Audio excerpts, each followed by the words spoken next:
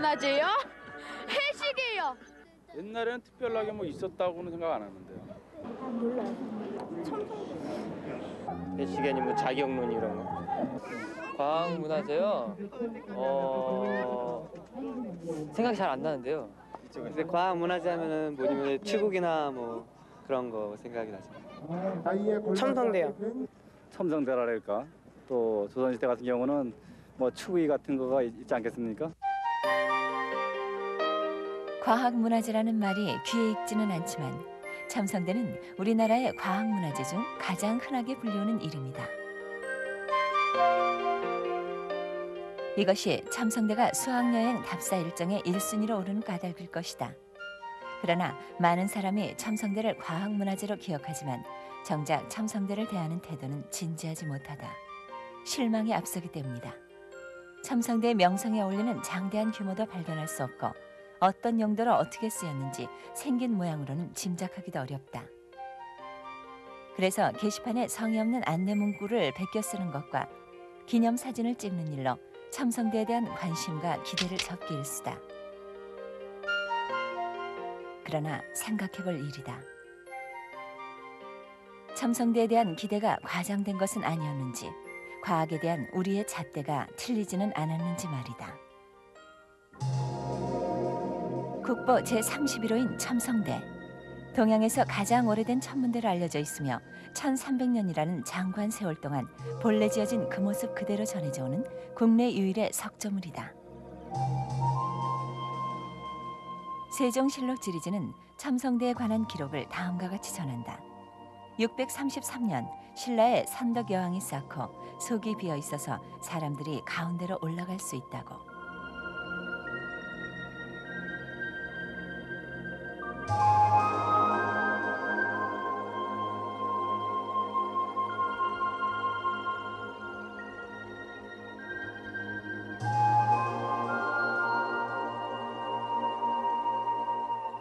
첨성대는 첨성대를 바치고 있는 기단과 27단의 원통형의 몸체 그리고 2단의 상부 정자석으로 나뉘어져 있고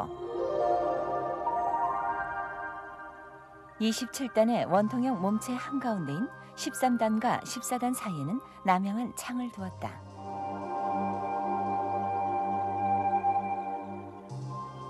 상부는 2단의 정자석으로 마감을 하고 정자석 아래는 열고 닫을 수 있는 판석을 두어 한두 사람이 활동할 수 있는 공간을 마련했다. 27단의 원통형의 몸체는 직경을 조금씩 줄여가며 완만한 곡선을 표현하고 있는데 사용한 돌의 크기는 일정하지 않으며 겉으로 보이는 돌은 정성스럽게 다듬었지만 내부는 다듬지 않은 자연석을 그대로 사용했음을 알 수 있다.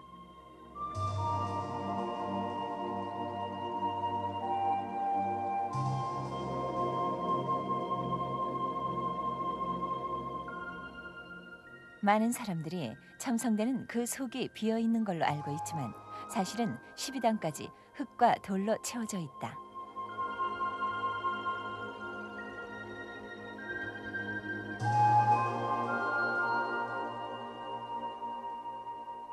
그리고 27단의 몸체에서 19단과 20단 사이에 또 25단과 26단 사이에 있는 삐침돌을 발견할 수 있는데 이 삐침돌은 내부의 정자석으로 상부의 정자석과 같은 구조를 취하고 있다. 현재 첨성대는 그리 안전한 상태는 아니다. 첨성대 뒤편으로 도로를 놓을 때부터 치마가 시작돼 눈에 띌 정도로 가라앉아 있고 첨성대 뒤편의 돌들이 균열 현상을 보이고 있어 안전 진단을 받아야 하는 형편이다.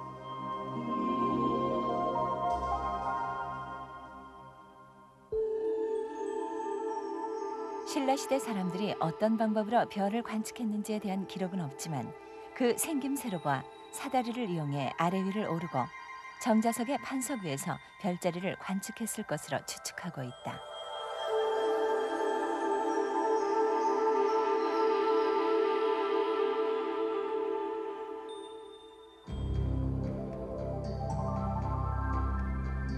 자, 그렇다면 신라 사람들은 첨성대를 어떤 방법으로 지었을까? 내부의 정자석과 12단까지 쌓여있는 흙은 과연 어떤 역할을 하는 것일까?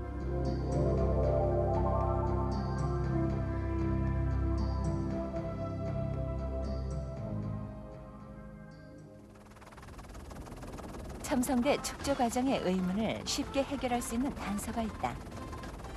1889년 프랑스 100주년을 기념해서 만든, 건설 당시에 도시 미관을 해친다는 이유로 반대가 심했지만 지금은 파리의 명물로 잘 알려진 에펠탑이다. 지상 300m의 철근 구조물인 에펠탑은 건설 당시에 사진에서 보이는 것처럼 1층이 완공될 때까지 가설물로 안전장치를 사용했고 116m 지점에 2층을, 276m 지점엔 3층을 두어 에펠탑이 안전하게 유지할 수 있도록 배려하고 있다. 최근 건설기술연구원의 이동우 박사는 에펠탑의 구조와 첨성대의 구조가 같다는 내용의 논문을 통해 이와 같은 사실을 밝히고 있는데, 첨성대는 접착제를 전혀 사용하지 않고 돌 하나하나를 각 단의 직경을 좁혀가며 쌓았다. 한 단을 높일 때마다 흙을 채우는 공법을 사용했을 것으로 추측하는데, 이 흙은 에펠탑과 마찬가지로 작업 과정의 안정성과 작업 이후 첨성대를 안정적으로 받쳐주는 장치라는 두 가지 역할로 사용했다. 창문의 위치는 구조적으로 가장 하중을 적게 받는 곳에 있다고 한다. 외부의 압력이나 충격을 방지하기 위해서 19단과 20단 사이, 그리고 25단과 26단 사이, 즉 에펠탑의 2층과 3층에 해당하는 위치에는 구조물을 조여주는 장치인 정자석을 두고 있다. 즉 첨성대가 1300년이라는 장구한 세월 동안 극심한 환경 변화에도 불구하고 원형을 잃지 않고 선덕여왕이 세운 그 자리를 온전하게 지킬 수 있는 과학적인 근거가 충분히 존재한다는 것을 의미한다. 또한 신라인들은 첨성대를 짓기 전부터 짓고 나서까지 이 구조물의 안전성에 대해서 세심하게 배려했다는 사실도 알 수 있다.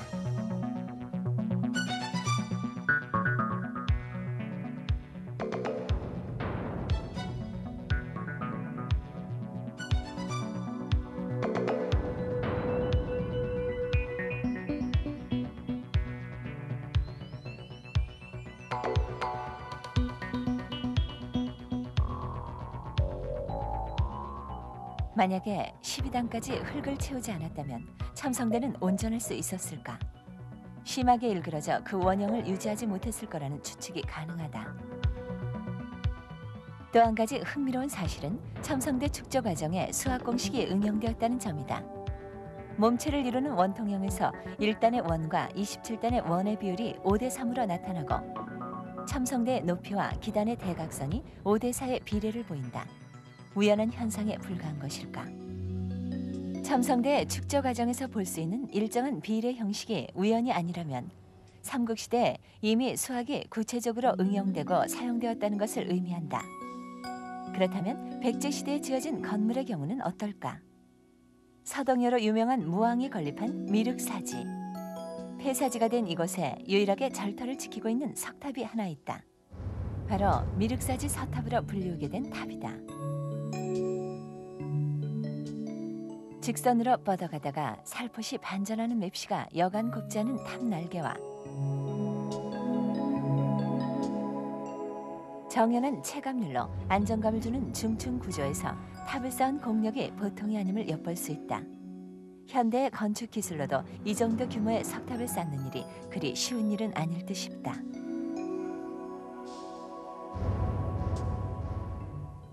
석탑 같은 경우는 그 돌로 탑을 만들면서도 하나하나 부재를 목조에 거의 유사하게 지금 그 모방을 하게 됩니다. 그렇기 때문에 그런 경우는 그 부재수가 많기 때문에 결고하게 상당히 힘이 듭니다.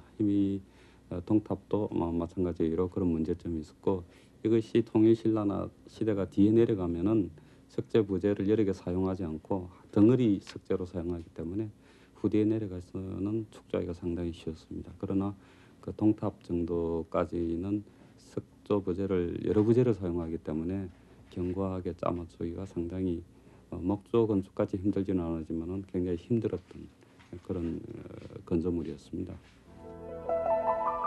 미륵사지 발굴과 함께 가장 논란이 된 문제는 서탑이 본래 몇 층이었을까 하는 것이었다. 7층설과 9층설이 있었으나 정연한 체감률에 따른 컴퓨터 복원 결과 9층이었을 것으로 판단. 서탑은 컴퓨터 영상으로, 동탑은 실제 크기로 복원했다. 이때 사용한 돌의 무게 2,700톤, 동원된 연인원 4만 5천 명. 작업 규모와 기일이 간단치 않은 작업이었다. 그러나 백제인은 첨단 장비의 도움 없이 순전히 정성과 노력으로 탑을 지었을 것이고 돌 하나를 쌓을 때마다 무게를 버틸 수 있을까, 어떻게 하면 허물어지지 않을까를 계산하고 준비하면서 지었을 것이다. 웬만한 아파트 10층에 해당하는 거대한 규모의 탑을 쌓는 일이 수학에 대한 이해와 구조 역학에 대한 이해 없이 가능한 일일까?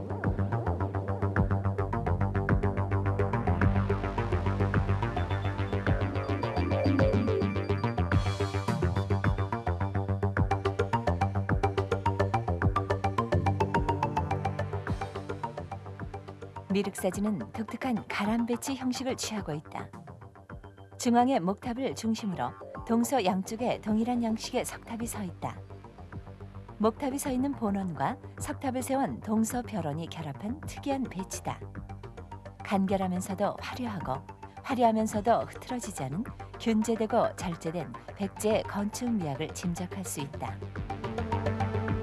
미륵사지 가람 배치가 화려하되 간결함을 잃지 않는 배경은 어쩌면 거기에 응용된 수리와 기하학인지도 모른다. 각각의 건물이 놓여진 위치나 건물의 크기와 간격의 비례가 기하학적으로 균제되어 있다. 미륵사지 가람 배치에서 느껴지는 정연함과 품격, 수학에 대한 이해가 그 바탕에 없었다면 이 또한 가능하지 않았을 것이다.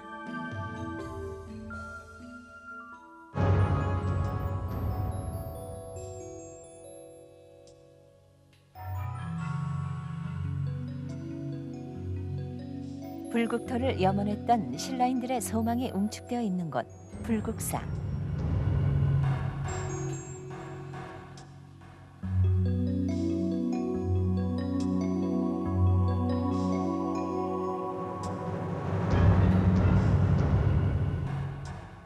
경내의 건축물마다 불교의 교리를 투영하고 상징화한 가람으로 그 조형미를 마땅히 겨룰 게 없을 만큼 빼어난 조형물이다.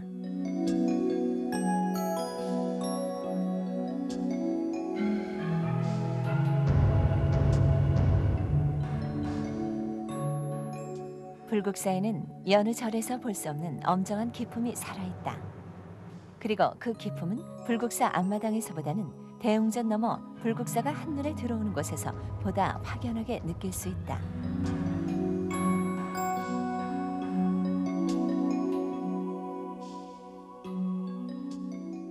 불국사가 지닌 엄정한 기품은 어디에서 오는 것일까? 불국사는 석가탑과 다부탑 사이 간격의 2분의 1을 단위 기준으로 하고 그것의 일정한 배수로 건축물을 규모 있게 배치하였다. 단위 기준의 4배는 회랑의 너비가 되고 회랑의 길이는 단위 길이의 5배가 된다. 단위 기준의 배수로 각 건물의 위치를 정하고 있는데 건물의 위치를 규모 있게 배치한 것 외에도 다보열의 현신을 상징화했다는 다부탑에서도 수리와 기하학이 응용되었다는 사실을 발견할 수 있다.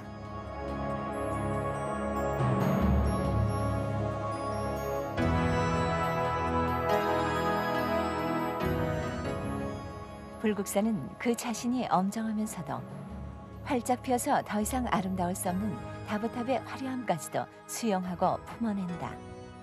엄정하되 냉정하지 않은 것이다. 다부탑은 불국사 건물 배치와 마찬가지로 단위 기준을 설정하고 있다. 기단의 길이로 단위 기준을 설정, 단위 기준을 지름으로 하는 원과 단위 기준의 3분의 1을 반지름으로 한 또 다른 원을 그렸고 단위 기준을 한 변으로 한 정사각형과 사각형 안에 마름모, 대각선을 전개했으며 단위 기준을 한 변으로 하는 정사각형을 위아래로 배치했고 마지막을 정팔각형으로 마감했다.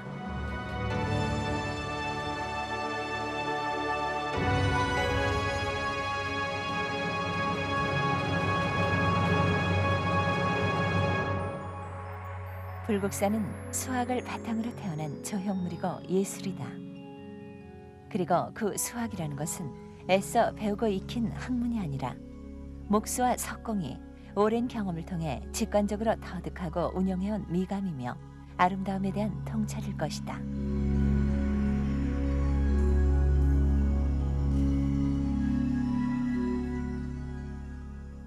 경험을 통해 내재된 견고한 미감은 집을 짓는 데 사용되는 낱낱 부재들 간의 비례와 조화를 가능케 했고 궁극적으로는 설계도 없이 집을 지을 수 있는 기술 원리를 낳을 수 있었던 것이다.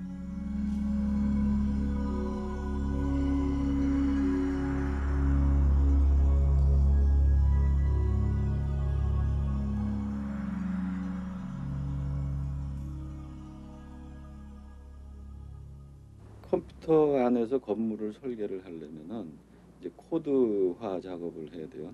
그 이제 일반적으로 이제 고유 번호를 매긴다고 그러죠. 그런 식으로 모든 그 건물의 각 부재들에다가 고유 번호를 매기든지 아니면 이름을 붙여주든지 그래야지만은 어느 부재가 어느 위치에 있구나 이런 게 이제 컴퓨터 안에서 정해줄 수가 있는데 바로 그 부분이 고건축에서는 각 부재마다 전부 우리 선조들이 다 이름을 붙여놨어요. 그 뭐 기둥이라든가 초석이라든가 기둥 위에 굽돌이라는 게 들어가고 이런 식으로 부재 하나하나마다 원래 이름이 붙어 있었기 때문에 이 코드화 작업이라는 게 필요가 없는 거죠. 자동으로 이미 코드화가 돼 있는 거죠. 또 하나는 그 각 부재의 조립 방법, 그러니까 시공 방법이죠. 시공 방법이 모든 게 규칙이 있다라는 거예요. 예를 들어서 굽돌이의 이 폭은 그 기둥의 배흘림에 맨 제일 두꺼운 부분하고 일치한다라는 룰에 의해서 작업자는 작업을 하니까 그냥 쉽게 저 몇 번째 기둥 위에 굽돌이를 올려라 해도 작업자는 어떤 모양으로 해서 어떤 크기로 만들어야 되는지를 자기가 혼자 생각을 하면서 올릴 수가 있게 되는 거죠. 주비산경, 후한말 중국의 조문경이 주석을 쓴 수학책으로 우리나라에서는 삼국시대부터 천문학 교재로 사용했다. 구가 3이고 고가 4면 현은 얼마일까? 주비산경 첫 장에 실려있는 문제다. 구가 3일 때 고가 4라는 것은 직각삼각형의 기본형을 의미하는 것으로 직각을 낀 변 중 짧은 변을 구, 긴 변을 고, 빗변을 현이라 했고 직각삼각형의 법칙을 구고현법이라고 했다.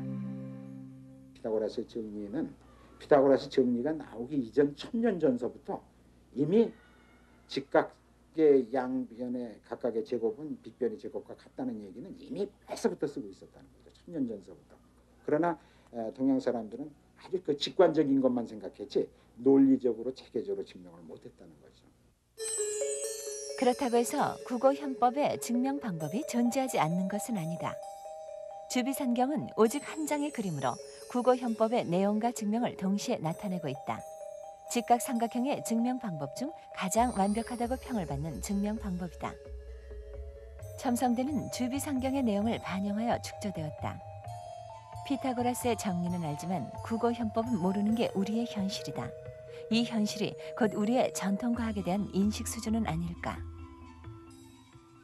어떤 생각을 하냐면 이게 이제 서양 과학만 생각하는 거예요. 물리, 화학, 그다음에 이제 자연 철학이라든지 철학적인 접근 이런 거를 얘기하니까 사상사 중심으로 간단 말이에요. 그러니까 사상사가 뭐겠어요? 인물 중심이죠. 에디슨이니 또는 그런 그 서양 과학자들 중심의 생각 이런 걸 가다 보니까 우리나라에서 인물이 등장하는 게 언제입니까? 실학시대 아니겠어요? 그러니까 그 이후에 단절이 됐다. 그런데 그런 부분을 그렇게 인식을 하면 안 되죠. 뭐냐면 문화로 인식을 해야 돼. 과학기술도 문화다요, 엄연히.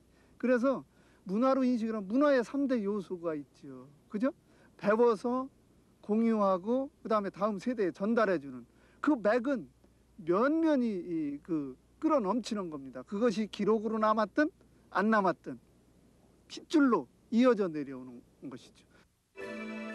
구장술해, 구장산술이라는 수학책을 풀이하는 해설서로 수학 교과서로 널리 사용했던 책이다. 9장으로 나뉘어진 이 책의 목차를 보면 당시의 수학이 농지 면적을 계산하거나 세금을 걷어들이는 등의 실용적인 학문으로 사용되었다는 것을 한눈에 알 수 있다. 그런데 흥미로운 사실은 9장 산술에는 이미 분모, 분자, 약분, 통분의 용어가 쓰이고 있었다는 점이다. 당시의 수학이 비록 기호화되지 못했다는 한계는 있지만 수의 표기에서 볼 수 있듯이 개념이 없거나 원칙이 없었던 것은 아니다. 13세기까지 서양에서 사용했던 로마자와 비교를 해도 막대기를 늘어놓는 수의 표기가 읽고 쓰는데 그리 불편하지 않았다는 것을 확인할 수 있다. 자, 그렇다면 국어 현법은 구체적으로 어떻게 응용되었을까? 건축 현장에서 애용되는 물건이 있다. 직각삼각형의 성질을 그대로 반영한 곡자다. 사각을 그리거든요. 사각 그린 다음에 거기서 팔각을 또 그려요. 팔각을 그린 다음에 거기서 이제 16각을 또 그려요. 그래서 이제 깎을 때 사각을 먼저 깎은 다음에 그 다음에 또 이제 팔각에 들어간단 말이에요. 팔각을 또 깎아 난 다음에 16각을 또 깎아 들어가거든요. 16각 깎아주면 이제 거의 이제 원 상태가 거의 다 나오거든요.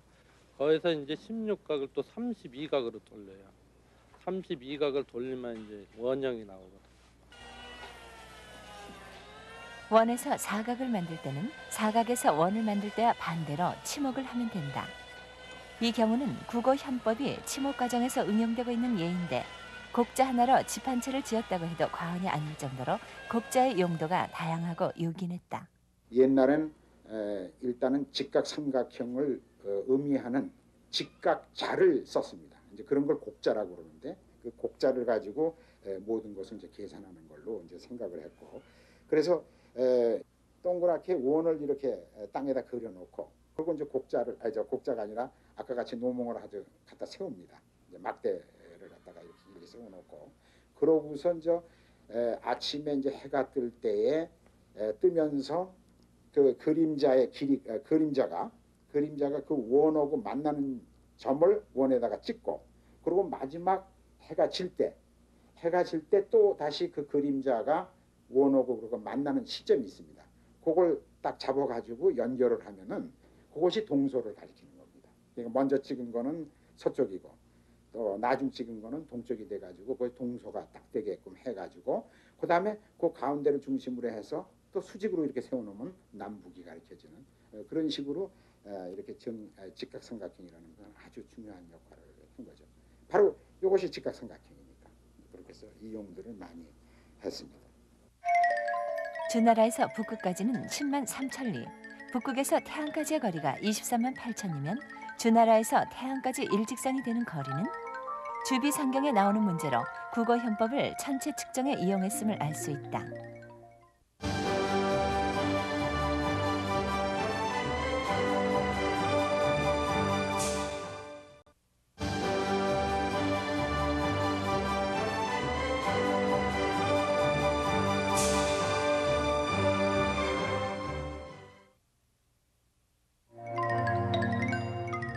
국어 현법이 가장 많이 쓰인 분야는 천문학이다.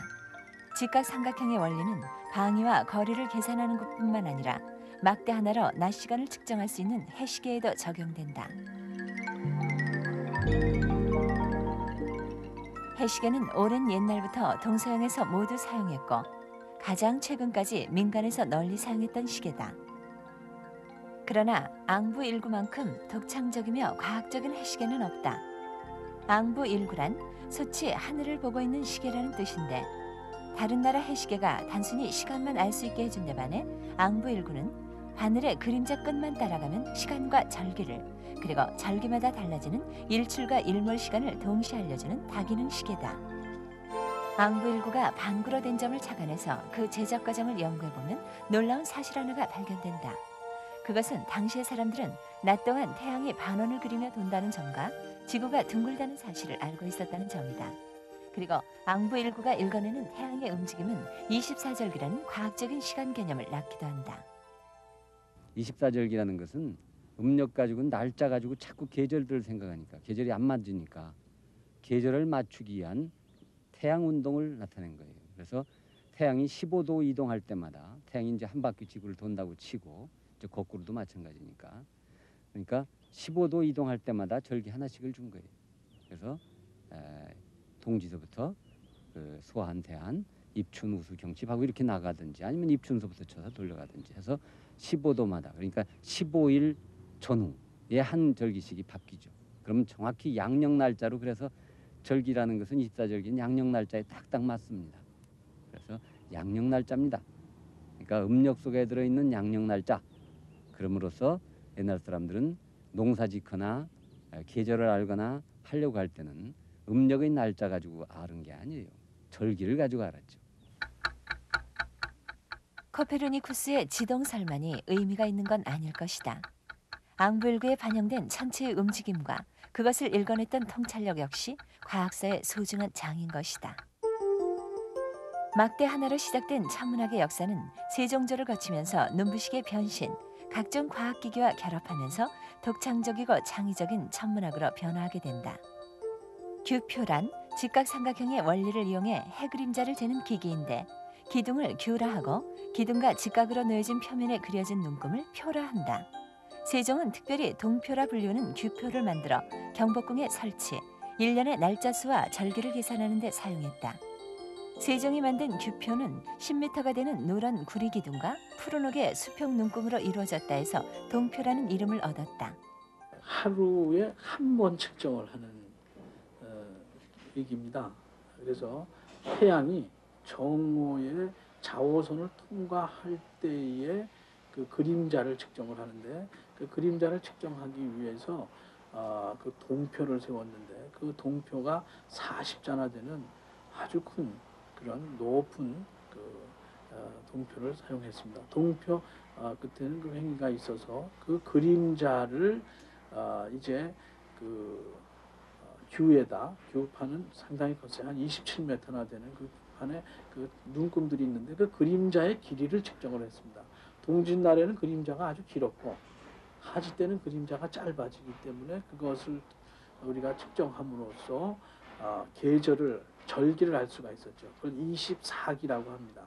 중기와 절기를 나눠치게 되는데 그 자의 눈금이 그 어느 정도 정확했느냐 하면은 지금으로 하면 0.1mm까지도 측정할 수 있도록 함에도 길이는 동짓날에 뭐 몇십 미터, 10m 이상 되는 그런 그림자를 얻게 되었어요. 그러니까 아주 그 절기를 측정하는데 정확한 값을 가질 수가 있었죠. 보다 정밀한 측정을 위해서 세종은 동표를 거대하게 만들었고 그 값을 얻기 위해 오늘날 카메라의 원리를 응용한 어둠 상자를 사용했다. 우리가 이제 과학 하잖아요. 과학. 예를 들어서 이런 거예요. 과학이라는 말이 우리나라에 쓰인 지가 얼마나 됐느냐. 얼마 안 됐거든요. 얼마 안 됐어요. 그래서 그게 이제 100여 년 남짓한데 그런데 우리 그 동양 쪽에 옛날에 그 얘기들은 경물이라는 게 있죠. 경물, 치지, 그죠? 경물이에요. 어떤 물질이나 이런 거에 대해서 그걸 파고들어서 그걸 이제 그런 속성들을 파악하는 거죠. 근데 과학이라는 그런 말에 너무 매달릴 필요가 없는 거죠. 그러니까 과학이라는 것은 원리를 바탕에 깔려 있는 내려온 그 원리를 봐야지 뭐 표준화됐다거나 산업화됐다거나 기계화됐다든가 이런 거를 과학으로 잘못 인식하면 안 되겠다. 그거는 단지 수단과 방법일 뿐이다. 이렇게 이제 말씀드릴 수 있겠습니다. 천상 열차 분야 지도라는 독특한 이름의 천문도. 천문도 중 가장 구체적인 이름을 지닌 하늘의 지도다. 이 지도는 천상 열차 분야 지도의 목탁본으로 태조가 돌에 새긴 천문도를 복사한 120부 중 하나로 알려져 있다. 중앙의 큰 원에는 육안으로 볼 수 있는 1467개의 별을 그려넣었고 작은 원에는 24절기의 저녁과 새벽에 자오선을 지나는 별자리를 기록했으며 지도 상단에는 해와 달의 움직임과 현상을 자세히 소개하고 있다. 그리고 하단에는 지도의 제작 경위, 제작에 참여한 사람의 이름을 적어놓은 하늘의 현상을 총망라한 천문도다. 천상 열차 분야 지도. 그렇다면 왜 천상열차 분야 지도라는 독특한 이름을 갖게 되었을까?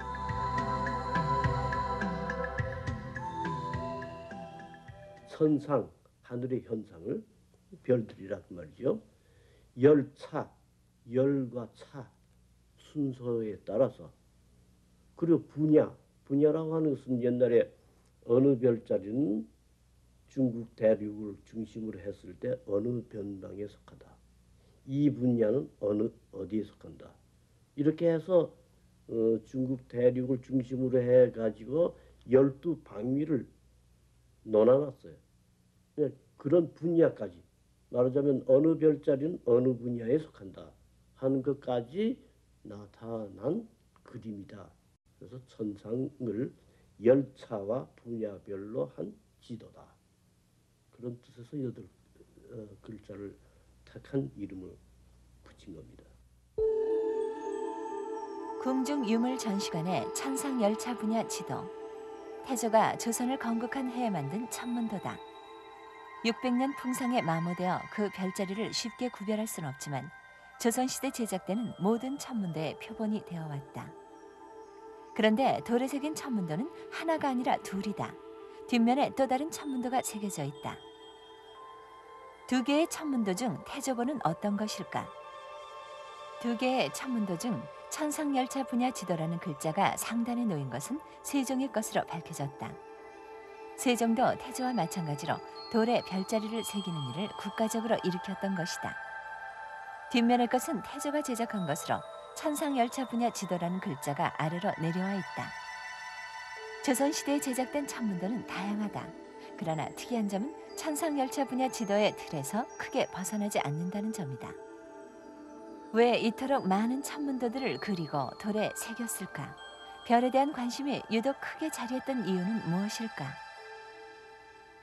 한반도의 위치가 중위도, 아주 북쪽도 아니고 아주 더운 남쪽도 아니고, 말하자면 사계절이 분명하게 변하는 그런 지역이죠.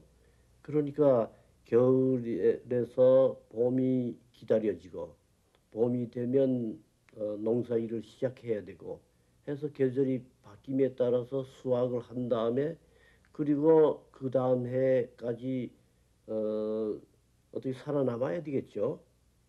말하자면 농업에 극히 의존해야 하다 보니까 이 계절의 변화에 민감해야 되겠고, 그 계절의 변화를 분명하게 알려고 하면 그 방법은 하늘의 별자리의 변화와 해와 달의 운동에 민감하게 관심을 갖지 않고서는 24절기를 정확하게 알아낼 수가 없다고 하는 이유에서 절박한 자연적인 욕구에 의해서 필요한 것이 당시에는 다른 과학이 아니라 천문학이었을 것이다, 이렇게 생각이 될 겁니다. 이 땅에 사는 사람들은 아주 오랜 옛날부터 하늘의 별을 통해서 천체의 운동을 읽어왔고, 별을 밤 시간의 시계로 혹은 길을 찾는 이정표로 삼아왔다. 그런 까닭에 이미 오래전부터 천문학은 생활 그 자체로 굳어져 왔을지도 모른다. 그리고 그 오랜 전통은 중국의 영향에서 벗어나 자주적으로 역법을 계산하는 노력으로 이어져 별자리의 이론을 체계적으로 정리하고 천체 운동을 정확하게 계산해낼 줄 아는 보다 높은 과학으로 발전하게 된다. 누주통의, 해가 뜨지 않은 밤 시간의 시간을 보다 쉽게 알 수 있도록 절기마다 머리 위를 지나가는 별자리를 체계적으로 정리해놓은 책이다. 동양에서는 하루를 12지신법으로 이렇게 자축인묘해서 12로 나누어서 사용을 했었습니다. 더 정밀하게 하기 위해서 그것을 하루를 100으로 나누어서 백각법을 사용을 했었죠. 낮 시간에는 전혀 문제가 없습니다. 해가 머리 위로 지나갈 때는 우리가 그 정오가 되는 것이고, 밤 시간은 그 당시의 그 자연 현상이 계절에 따라서 어떤 때는 동지 때는 밤이 길어지고 하지 때는 밤이 짧아지기 때문에 그 당시에 낮에는 일하고 또 활동하고 밤에는 쉬어야 되는 그런 시대가 되어서 그 시대의 그 밤 시간은 계절에 따라 전체를 5으로 나눠가지고 1경에서 5경까지로 제정을 했습니다. 이런 시간을 우리가 부정시법이라고 하게 되는 것이죠. 그래서 우리의 그 생활 리듬이 자연 현상의 리듬과 맞춰서 생활을 했었던 것이고, 오늘날은 하루를 24수로 이제 분할을 해가지고 우리의 그 자연 현상과는 상관없이 우리나라 천문학의 발전 과정에서 가장 두드러지는 분야가 시계 분야다. 앙불구라는 독창적인 해시계에서 자동 15장치가 달려있는 자격루까지. 자격루는 기기장치가 자동화되어 있다는 기술적인 측면 외에도 서울의 위도를 중심으로 하는 국가의 표준시계였다는 점에서 보다 높은 의미를 지니는 시계다. 세종실록 보루각기는 자격루의 기기장치에 대해서 자세히 서술하고 있다. 그러나 현재는 건국대학교의 남문현 교수가 복원하고 있는 자격루의 모습에서 세종시대의 자격루의 모습을 어림짐작할 수 있을 뿐이다. 자격루를 만들려는 노력은 장영실 이후 조선시대에 꾸준히 진행되었고 현재도 마찬가지다. 독립기념관의 자격루. 관람객들에게 자동으로 시간을 알려주기 위해 제작되었다. 그러나 대부분의 장치를 현대식으로 교체했고 상당 부분 현대적인 감각에 맞춰 제작한 창의적인 작품이라 할 수 있다. 조선시대에도 그랬고 현재도 자격루를 복원하는 일이 쉽지 않다는 증거일 것이다. 국가의 표준시계인 자격루의 등장이 지니는 또 다른 의미는 밤 시간을 정확하게 예보할 수 있게 되었다는 점이다.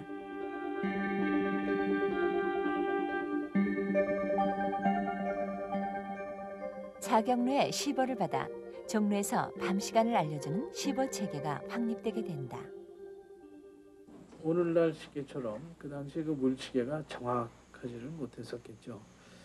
만약에 그 물시계 부분이 정확치 않다면은 그 15장치, 그 또 타종 장치, 시패를 알려주는 모든 장치들이 정확한 시간이 될 수가 없었으리라고 생각합니다.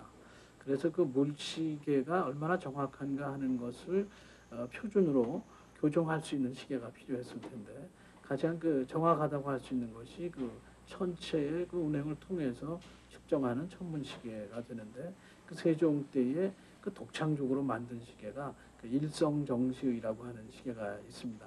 그 일성정시는 낮에는 그 해를 통해서 해시계 역할을 하고, 밤에는 북극성 주변에 있는 그 별들의 그 일주 운동을 측정함으로써 1년 동안 정확한 그 밤 시간을 우리들에게 알려줄 수가 있었고, 또 그 자격루의 시보가 잘못되어 있는가를 교정할 수 있는 그런 교정 장치로 사용을 한 국가의 어떤 표준 시계라고 할 수 있습니다.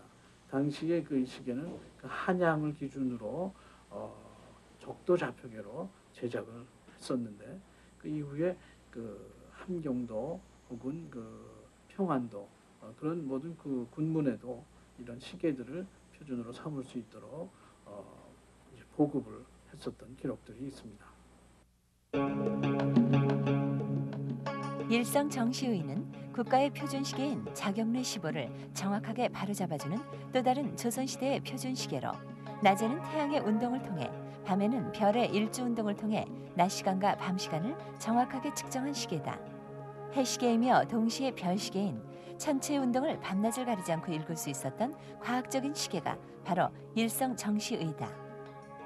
일성정시의는 세종 자신이 이름을 지었고 제작에도 직접 참여했는데 2만 6천 년 동안의 세차 운동으로 별자리 위치가 바뀐다는 사실까지 지적, 세차를 보정해주는 문제까지 기록할 정도로 정밀하고 정확한 시계이다. 세종은 치세 기간 동안 앙불구를 비롯해 모두 18개의 과학기기를 만들었다. 그러나 세종이 만들었던 과학기기 중 현존하는 유물은 없다. 그런데 흥미로운 사실은 18개의 과학기기 중 14개가 시간과 절기를 측정하는 기계라는 점이다. 왜 그토록 세종은 많은 시계를 제작했을까? 오늘날 망원경의 원리와 똑같은 구조로 되어 있는 간이 천체를 관측하는 정밀한 기기다. 세종이 만든 과학기기 중 제일 먼저 등장하는 것으로 경해로 북쪽에 위치하고 있었다.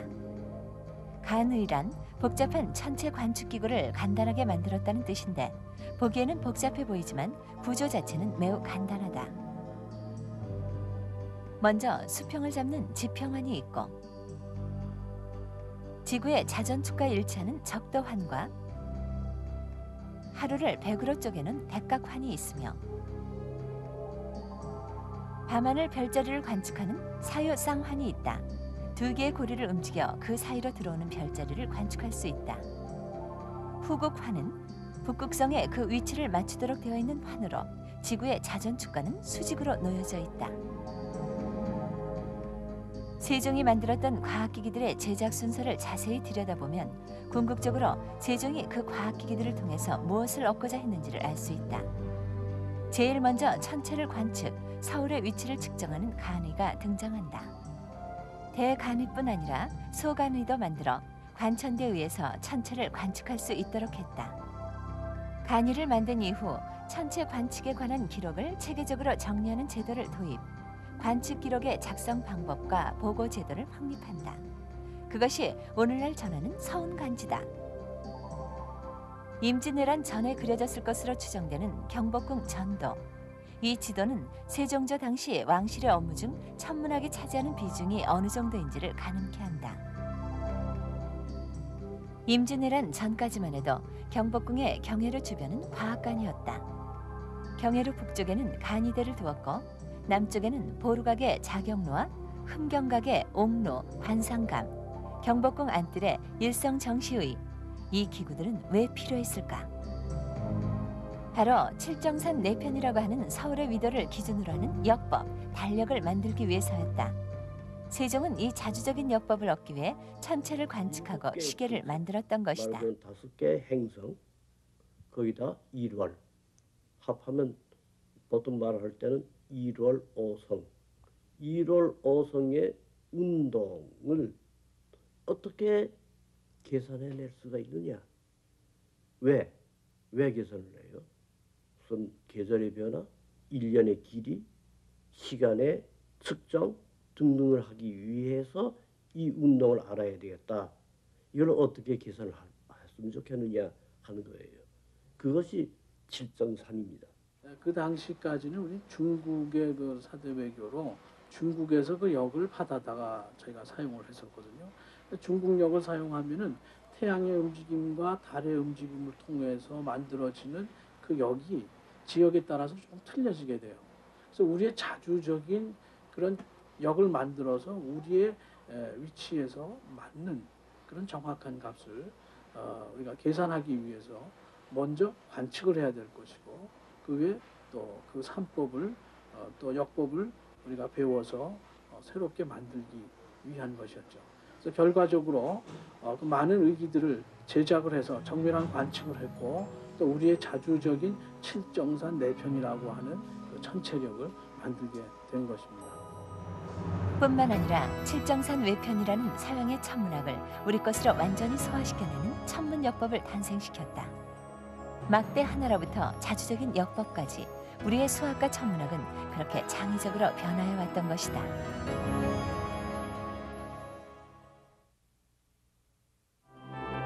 경복궁이 우리들에게 소중한 이유는 조선의 역사를 웅변하는 궁궐이기 때문만은 아니다. 그 속에는 조선의 역법을 찾아가는 자주적인 노력이 숨겨져 있기 때문이다. 경복궁을 복원하는 작업이 한창이다. 그 복원이 보다 의미 있기 위해서는 그 속에 있었던 과학기술 기기들도 함께 제자리를 찾아주는 일은 아닐는지 경복궁이 과학관으로 새롭게 자리 잡기를 기대해 본다.